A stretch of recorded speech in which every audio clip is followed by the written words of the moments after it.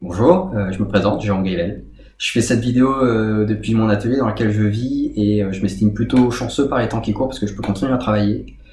Ça m'a fait penser que j'allais pas vous parler d'une pièce en particulier, mais de mon boulot de manière un peu plus générale. Parce que justement, il y a une notion qui est assez récurrente dans mon travail, c'est cette idée selon laquelle on peut affirmer une prise de liberté dans la contrainte, et une prise de liberté d'autant plus forte qu'elle vient retourner des situations empêchantes ou des contextes liberticides. Voilà. Donc à titre d'exemple, une première série que j'ai entamée en 2012 qui s'appelle les structures déambulatoires sont des sculptures qui pénétrables et qui proposent, selon leur forme, un cheminement particulier. À chaque fois quand on y rentre, on est face à un choix. Est-ce que je pars à droite? Est-ce que je pars à gauche? Et en même temps, un choix qui est complètement contradictoire puisqu'elles sont symétriques et du coup, ça revient strictement au même. Donc, comme ça, a priori, ça peut sembler très autoritaire et puis on pourrait avoir l'impression que c'est des pièges à cons ou des machines à tourner en rond.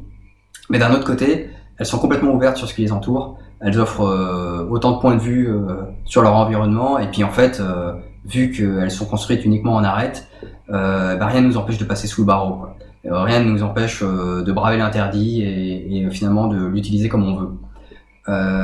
Une autre série dont je voulais vous parler, c'est une série qui s'appelle Improvisation architecturale, que j'ai commencé en 2009. Et là, c'est des petits modules architecturaux type kiosque, abri, pavillon, que je construis avec des matériaux pas du tout adaptés et un peu en dépit de beau sens.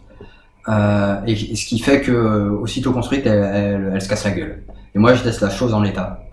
Une des raisons pour lesquelles j'utilise l'architecture, c'est parce que c'est peut-être la forme d'art qui reflète le mieux les structures institutionnelles. Et dans cet effondrement, on pourrait y voir une sorte de chute de ces mêmes structures institutionnelles.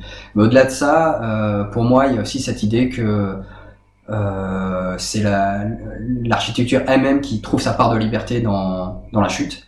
Et c'est là où on retrouve la notion d'improvisation, c'est-à-dire qu'elle fait avec, elle compose avec ce qui la constitue et la force qu'on vient lui appliquer, la contrainte qu'on vient lui appliquer, et ce qui est ici en fait tout simplement la gravité.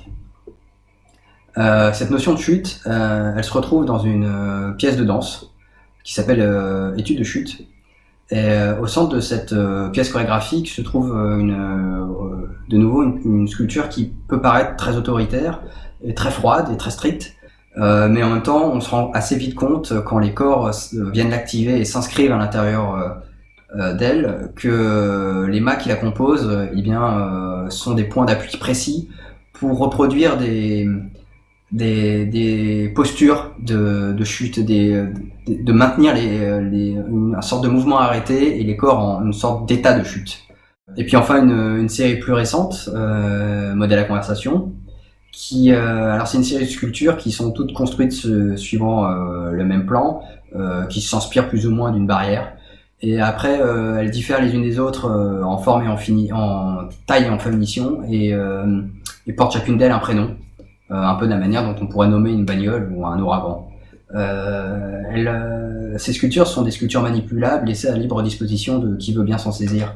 Et encore une fois, il s'agit pour moi de proposer un cadre, un canevas, mais de pas du tout décider de la manière dont on peut se l'approprier. Et puis on peut encore y voir une façon de faire avec quelque chose qui serait empêchant, parce que finalement en fait tout simplement on peut danser avec la barrière. Et ben voilà, c'est à peu près tout pour aujourd'hui. J'espère que ça vous aura intéressé. Et puis portez-vous bien, quoi.